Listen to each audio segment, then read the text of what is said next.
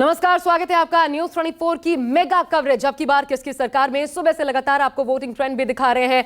कितने अब तक मतदाता बाहर निकले हैं, क्या रुख है, क्या मूड है, किन मुद्दों पर इस चुनाव में भागीदार बनने के लिए मतदाता घरों से बाहर निकल रहे हैं। एक एक तस्वीर आप तक न्यूज 24 पहुंचा रहा है, क्योंकि चुनाव मतलब सिर्फ और सिर्फ न्यूज 24। और बड़ी खबर आपको बता दें, छत्तीसगढ़ मिजोरम विधानसभा चुनाव में मतदान चल रहा है। पहले चरण में 20 सीटों पर छत्तीसगढ़ में मतदान हो रहा है, जबकि मिजोरम की बात की जाए तो कुल 40 सीटें हैं। 40 पर आज ही एक चरण में वोटिंग हो जाएगी। सुबह 9 बजे तक देखिए, छत्तीसगढ़ में 9.93% मतदान हुआ है। 9 बजे तक मिजोरम की बात की जाए, यहां ट्रेंड काफी ज्यादा है, बल्कि 5% ज्यादा नजर आया है। 14% तक पहुंच चुका है मिजोरम में। 14.95% मतदान वहां हो चुका है।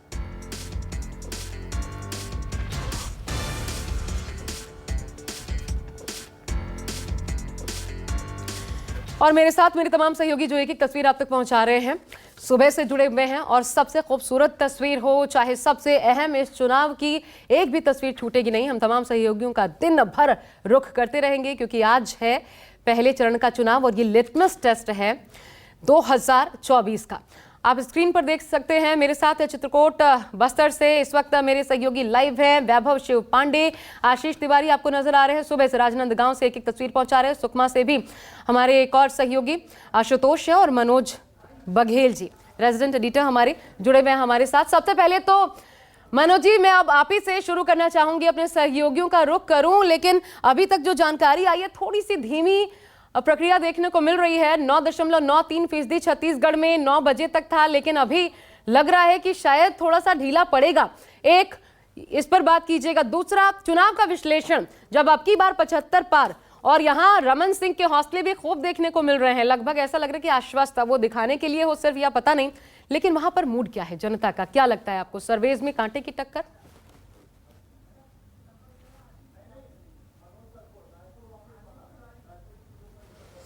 चलिए, संपर्क का हमारा टूट गया, आवाज नहीं पहुंच पा रही। मनोज बघेल का रुख करने से पहले आशीष तिवारी का रुख कर लेते हैं। आशीष के साथ महिलाएं हैं। आशीष, बात कीजिए, ओवर टू यू। देखिए, बिल्कुल हमारे साथ एक बूथ में तमाम लोग मौजूद हैं जो मतदान करने। आपने वोट डाल लिया? हाँ, हमने डाल दिए वोट। जब आप मतदान करने यहाँ पर पहुंची, ईवीएम पर आपने बटन दबाया होगा, तो कैसी सरकार की कल्पना की है आपने? जो सब नागर के लिए करे उस टाइप की कल्पना करके मैंने वोट दी। हमको बहुत अच्छा लगा वोटिंग के, तो जो हमारे इंडिया भारत में सब कुछ अच्छा करे वो हमको सबसे अच्छा लगता है।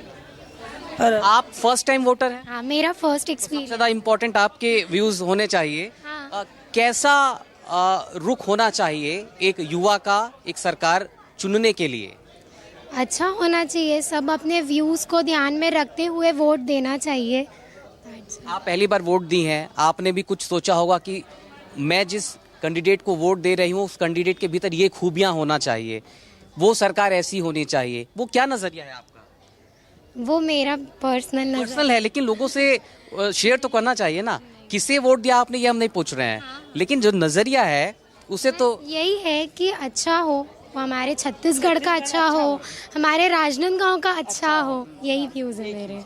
यही व्यूज है हमारे। ठीक है, और आपने वोट दे दिया? जी हाँ, वोट दे दिया। कैसी सरकार चुन रहे हैं आप? कैसी सरकार होनी चाहिए? क्या मुद्दे हैं आपके अपने? हमारा मुद्दा तो यही है, आज़ादी की 75 साल की बर्बादी का राजनांदगांव, बर्बादी के 75 साल राजनांदगांव के। एक बेंची मिल थी रोजी रोटी कमाने का, वो टोटल बंद हो गई। और उसके बंद होने के बाद राजनांदगांव में पूरे शहर में हमारे मतदाता भाई बहनों के बच्चियाँ बेरोजगार हो गई। आज़ादी के 75 साल में टीएमसी का भी राजनांदगांव की पहचान हुआ करती थी। नागपुर बंगाल कॉटन मिल थी, जिसमें 6,000-7,000 मजदूर काम किया करते थे, अपने बीवी बच्चों को जीवन यापन किया करते थे। व्यापार भी उससे पूरे राजनांदगांव में। विधायक या सरकार ऐसी होनी चाहिए जो दोबारा ये सारी व्यवस्थाओं को लागू करे, ये कहना चाह रहे हैं? जी हाँ, जी हाँ। आपने पहली बार वोट दिया है? नहीं, मेरा थर्ड टाइम है। क्या मैं आती सोचकर हूँ आपने आज दोबारा से। आशीष, मतदाताओं का मन टटोलना ही तो आज सबसे अहम है, कि पार्टियां समझे भले किन्हीं मुद्दों के साथ आप गए हो चुनाव प्रचार करने, जनता के जहन में क्या है। बीच बीच में आते रहेंगे, लेकिन